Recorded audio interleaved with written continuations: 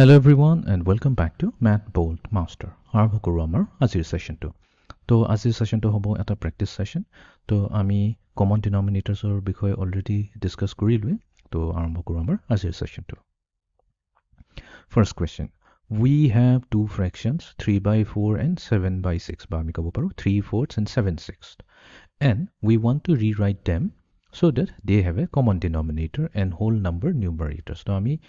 কি কৰিম এই দুটা ফ্ৰেকশনটো ৰিৰাইট কৰিব লাগিব নতুনকৈ এটা ফ্ৰেকশন বনাব লাগিব such that দুইটাৰে ডিনোমিনেটৰটো কমন হয় সেম টু সেম হয় আৰু যোনটো নিউমাৰেটৰ হ'ব নিউমাৰেটৰত খালি এটা হোল নাম্বাৰহে থাকিব লাগিব তেনেহলে কি হ'ব পাৰে সেই ডিনোমিনেটৰটো তো এটোটো অলৰেডি আমি কৰিয়ে থৈছো আমাৰ যেতিয়াটো আমি ভিডিওটো চাই আছিলো তো ষ্টিল আমি এবাৰ কৰিলো তো কি কৰিব লাগিব আমি 4 ৰ কমন মাল্টিপলছ বোৰ ল'ব লাগিব তো 4 ৰ মাল্টিপল টেবুলত কি হয় 4 আহিব 8 আহিব 12 তাৰপিছত 16 তাৰপিছত 20 তাৰপিছত 24 আৰু গৈ থাকিব বাট আমি বাকিখিনি লৰো কাৰণ ইয়াতে যদি আমি অপচনত চাও হাইয়েষ্ট নাম্বাৰটো হৈছে আমাৰ 24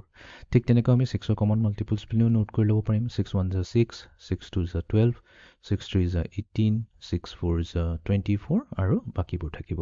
এতিয়া দুইটাৰে কমন কি কি আছে এতিয়া 4 টো যদি চাও 4 টো খালি 4 তে আছে 6 ত নাই তো আমি 4 টো ল'ব নোৱাৰো 8 টো যদি চাও 8 টো অকল 4 ত আছে 6 ত নাই But 12 to যদি চাও 12 to 4 ৰ মাল্টিপল হয় 6 ৰ মাল্টিপল হয় ঠিক তেনেকৈ 24 যদি চাও 24 টো হৈছে আমাৰ 4 and 6 দুইটাৰে মাল্টিপল হয় তো তাৰ মানে আমাৰ কাৰেক্ট অপচন হৈ যাব এটা হ'ব 12 আৰু আনটো ল'ব লাগিব আমি 24 Okay next question Rewrite each of the fraction with a denominator of 20 Okay তো 1/4 আছে আমাক কৈছে যে ইয়াৰ ডিনোমিনেটৰটো 20 হ'ব লাগিব আমি জানো এতিয়া 4 ৰ লগত আমি যদি 5 মাল্টিপ্লাই কৰি দিও 4 মাল্টিপ্লাইড টু 5 আমাৰ 20 আহে তো তাৰ মানে নিউমাৰেটৰটোৰ লগতো আমি 5 এ মাল্টিপ্লাই কৰিব লাগিব তো এটা 1 মাল্টিপ্লাইড টু 5 হৈ যায় আমাৰ 5 তো ইয়াতে আহিব আমাৰ 5/20 তো ইয়াতে আমি লিখিম 5/20 আহি গল নেক্সট আমি যাম 11/10 এতিয়া 11/10 ৰ কেছত আমাৰ আছে 11/10 আমাক কৈছে ডিনোমিনেটৰটো বনাব লাগে 20 ঠিক আছে তো 10 ৰ লগত কাক মাল্টিপ্লাই কৰিলে 20 আহিব আমি জানো হেতুটো হৈছে 2 10 2 is 20 তো তাৰ মানে নিউমাৰেটৰটো আমি 2 লগতে মাল্টিপ্লাই কৰিব লাগিব সো 11 times 2 হৈ গল আমাৰ 22 11 2 is 22 তো তাৰ মানে আমাৰ ফ্ৰেকশনটো হ'ব 22/20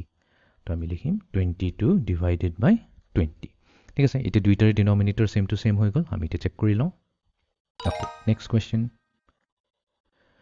List the first 5 multiples of the denominator in each fraction in order of greatest to least. Okay. তো ইয়াতে আমি actually যোনটো denominator দিয়া আছে denominator multiples কিনি ল'ব লাগিব আৰু first 5 multiples এটো একেবাৰে simple হয় তো multiples যেহেতু first fraction to 5/3 আছে denominator to আছে আমাৰ 3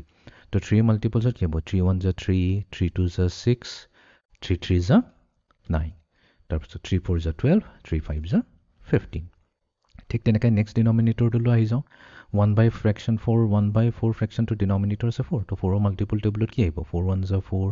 4 2 is 8 4 3 is 12 4 4 is 16 aru 4 5 is 20 ঠিক আছে এতিয়া আমাক হতিছে what is the least common denominator তো দুইটাৰে least common denominator to কি হ'ব তো হেতু কাৰণে আমি চাব লাগিব এনেকুৱা এটা নম্বৰ যোনটো দুইটাৰে common হৈ আছে 3 হ'ব নোৱাৰে কাৰণ 3 আৰু 3 অকল ওপৰটোতে আছে এটো আমি set 1 বুলি ক'লো এটো set 2 বুলি কৈছো তো set 1 ত আছে আমাৰ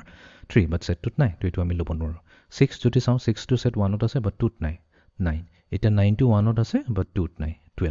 12 আছে নে yes 12 to দুইটাতে আছে ওপৰটো আছে তলটো আছে তো তাৰ মানে আমাৰ least common denominator to হৈ যাব 12 তো ইয়াতে আমি লিখিব লাগিব 12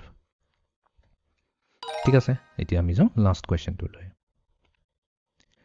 তো 2/5 আৰু 3/10 আছে তো আমি কি কৰিব লাগিব কমন ডিনোমিনেটৰ বনাব লাগিব তো কোন কিটা হ'ব পাৰে ভেৰি সিম্পল তো আমি 5 ৰ মাল্টিপল টেবলছ তো লৈ লওঁ 5 1 is 5 5 2 is 10 5 3 is 15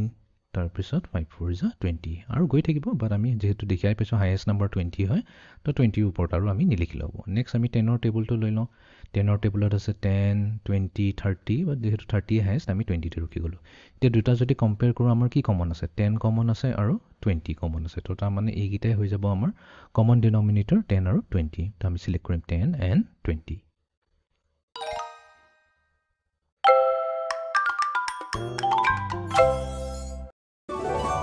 তো তো এইটো আছিলে আমাৰ আজিৰ সেশনটো তো আমি কমন ডিনমিনেটৰ্স কেনেকৈ ওলালে তো আমি ইজিলি আমি প্ৰবলেম কেইটামান সলভ কৰি বুজিলো তো আজিৰ সেশনটো এইখিনিতে সমাপ্ত কৰিলো see you in the next session thank U